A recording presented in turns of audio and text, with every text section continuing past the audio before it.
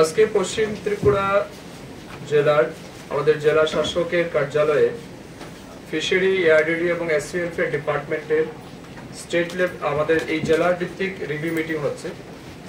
এটা আমাদের একটা কন্টিনিউয়াস প্রোগ্রাম। আমাদের 2025 এবং 26 অর্থ বছরে 8টি জেলার রিভিউ মিটিং আমরা কমপ্লিট করছি। আজকে নিয়ে আমাদের 8টা জেলাতেই কমপ্লিট হচ্ছে।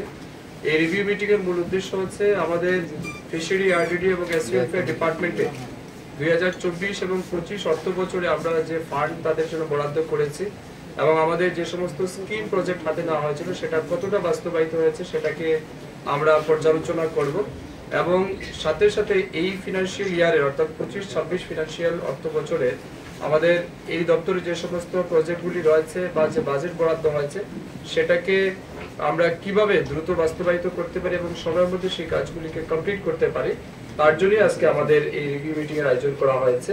আজকের এই রিভিউ মিটিং এ আমার সাথে উপস্থিত আছেন আমাদের এই জেলার যিনি মাননীয় সভাধিপতি রয়েছেন, আমাদের বিধায়িকারা রয়েছেন, আমাদের জেলা শাসক রয়েছেন, আমাদের দপ্তরের সচিব থেকে শুরু করে অধিকর্তা সবাই রয়েছেন এবং এই জেলার বিভিন্ন উচ্চপদস্থ আধিকারিক রয়েছেন। তাদের সবার কথা আমরা শুনবো। বিভিন্ন জনপ্রতিনিধি যারা এসেছেন তাদের পরামর্শ আমরা চাইবো কিভাবে এই তিন দপ্তরকে কাজে লাগিয়ে আগামী দিন সবচেয়ে বেশি সুযোগ সুবিধা মানুষকে দেওয়া যায়, এই উদ্দেশ্য নিয়ে আজকে আমাদের রিভিউ মিটিং এর আয়োজন করা হয়েছে। বিগত দিনে যে মিটিংগুলো হয়েছে সেখানে যে আলোচনাগুলো হয়েছে এবং সেখানে যে কর্মসূচিগুলো নিয়ে সেটি কি বাস্তবায়িত হয়েছে? হ্যাঁ, এগুলি অনেকটাই আমাদের হয়েছে। তারপরেও আজকে আমাদের এই রিভিউ মিটিং এ সেগুলিকে আমরা আলোচনার অংশ রেখেছি।